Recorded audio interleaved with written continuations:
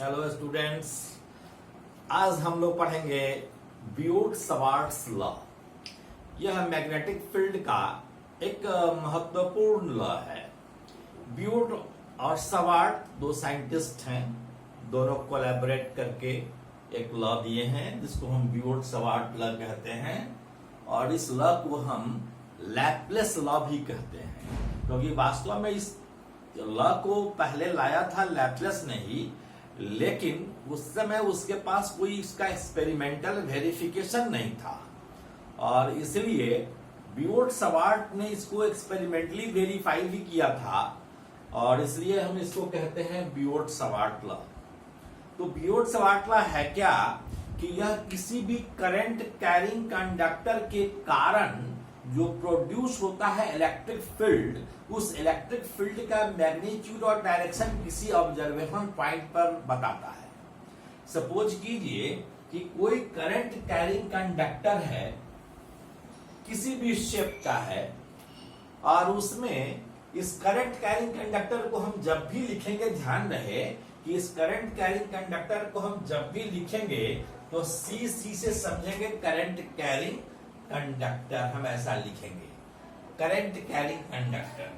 तो कोई current carrying conductor है, इस करंट कैरिंग कंडक्टर के कारण कोई छोटा सा एलिमेंटल पार्ट लिए, इस एलिमेंटल पार्ट की लंबाई dl है, तो इस एलिमेंटल पार्ट के कारण किसी भी पॉइंट P पर, P ऑब्जर्वेशन पॉइंट है, इस पॉइंट P पर मैग्नेटिक फील्ड को हम बताते हैं कि यह magnetic field dB is equal to mu naught by 4 pi I dl cross r divided by r cube, जहां आर ऑब्जर्वेशन पॉइंट का पोजीशन वेक्टर है इस करंट एलिमेंट से।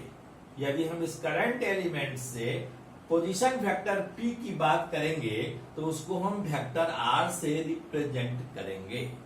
यह कहलाता है बियोट-सवार्ट लॉ। यानी बियोट-सवार्ट लॉ कहता है अगर इसका मैग्नीट्यूड केवल लिखें तो इसका मैग्नीट्यूड होगा dB का magnitude, this is mu naught by 4 pi I dl sine theta divided by r square, क्योंकि एक आर कैंसिल हो जाएगा। आइडियल साइन थीटा क्या होगा, यह I dl r sine theta divided by r cube, एक आर कैंसिल हो जाएगा, आर स्क्वायर बचेगा। तो this is the magnitude of the magnetic field at this point. और डायरेक्शन कैसे मालूम करेंगे, तो आइडियल क्रॉस आर का जो डायरेक्शन होगा वेक्टर रूल से, वही डायरेक्शन मैग्नेटिक फील्ड का होगा इस पॉइंट P पर। अर्थात अगर आइडियल का डायरेक्शन इधर है, आइडियल को हम R की ओर जब घुमाएंगे, तो ऐसा लगता है जैसे स्क्रू को हम कस रहे हों, और इसलिए इसका डायरेक्शन मैग्नेटिक फील्ड का अंदर की ओर हो जाएगा। इस यहां पर कहने का मतलब है कि इसका जो डायरेक्शन होगा perpendicular to the board going inward होगा। यह डायरेक्शन हो गया। यदि हम इसी को अलग अलग बतावें तो हम कह सकते हैं कि जो करंट एलिमेंट dl है, इसके कारण जो मैग्नेटिक फील्ड है, यह मैग्नेटिक फील्ड dB है, तो dB is directly proportional to I। यानी जितना ज्यादा बड़ा करंट होगा, करंट का मैग्नीट्यूड जितना बढ़ेगा उतना ही ज्यादा मैग्नीट्यूड होगा मैग्नेटिक फील्ड का। अर्थात इसको हम ऐसे भी कहेंगे dB is proportional to dl, मतलब यह करंट एलिमेंट जितना बड़ा होगा मैग्नेटिक फील्ड का मैग्नीट्यूड उतना ही ज्यादा होगा।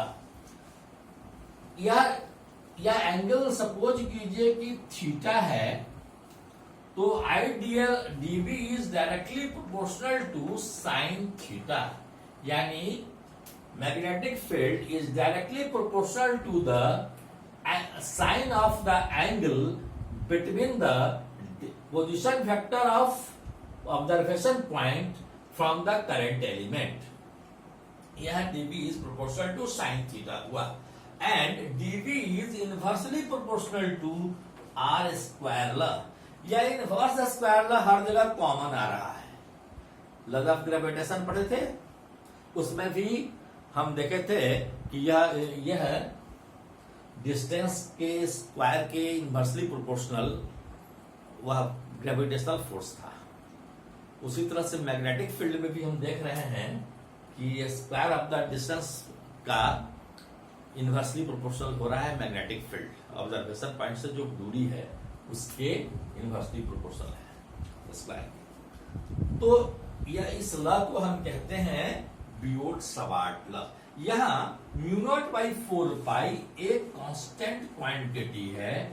इस कांस्टेंट क्वांटिटी का वैल्यू है 10⁻⁻7 टेस्ला मीटर पर एम्पियर। इसका यूनिट हो जाएगा टेस्ला मीटर पर एम्पियर। ओके, तो यह इसका यूनिट हो गया। तो हम देखें, फिर से देखें यह लॉ क्या कहता है। बियोट-सवार्ट लॉ कहता है कि कोई करंट कैरिंग कंडक्टर है, इस करंट कैरिंग कंडक्टर में कोई करंट एलिमेंट है, एक छोटा सा एलिमेंटल पार्ट इस कंडक्टर पर लेते हैं डीएल लेंथ का, इसको हम कहते हैं करंट एलिमेंट। इस करंट एलिमेंट के कारण किसी ऑब्जर्वेशन पॉइंट पर जो मैग्नेटिक फील्ड होगा, यह मैग्नेटिक फील्ड हमको कैसे मिलेगा? तो यह इसको हम दिखा रहे हैं बियोट-सवार्ट लॉ से कि vector dv is equal to μ0/4 pi IDL cross r divided by r cube. और इसको यदि मैग्नीट्यूड के रूप में लिखें तो dv का magnitude μ0/4 pi IDL sine theta divided by r square.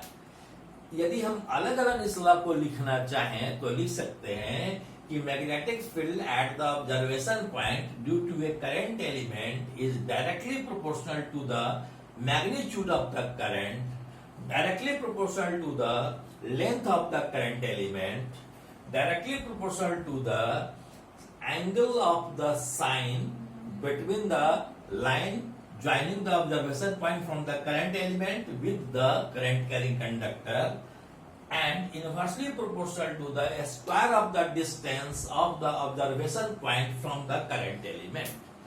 इस तरह से हम बियोट-सवार्ट लॉ को एक्सप्लेन कर सकते हैं।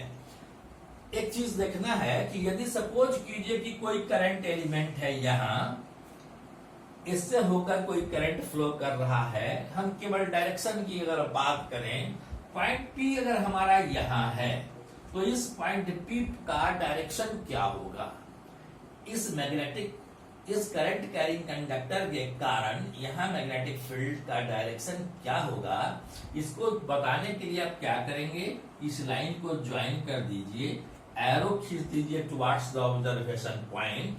यह करंट है आइडियल, यह मान लीजिए डीएल एलिमेंट है, तो आइडियल क्रॉस आर करेंगे। आइडियल का डायरेक्शन इधर है, आर का डायरेक्शन इधर है। आइडियल को आर की ओर घुमाइए, ऐसा लगता है जैसे बोल्ट में नट खुल रहा हो, और इसलिए नट इधर जाएगा, बाहर की ओर निकलेगा। तो हम कह सकते हैं कि यहाँ पर जो करंट का डायरेक्शन है उसको डॉट से दिखाया जाए।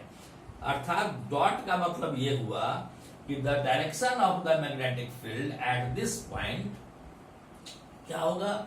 Perpendicular to the plane of the board towards the viewer. यह इसका डायरेक्शन हुआ। तो इस डायरेक्शन और मैग्नीट्यूड दोनों को बताता है बियोट-सवार्ट लॉ। ओके, हम इसके बाद आगे देखते हैं इसका कैसे कैसे हम उपयोग करते हैं, व्हाट आर देयर एप्लीकेशंस। हम इस एप्लीकेशंस की बात करेंगे।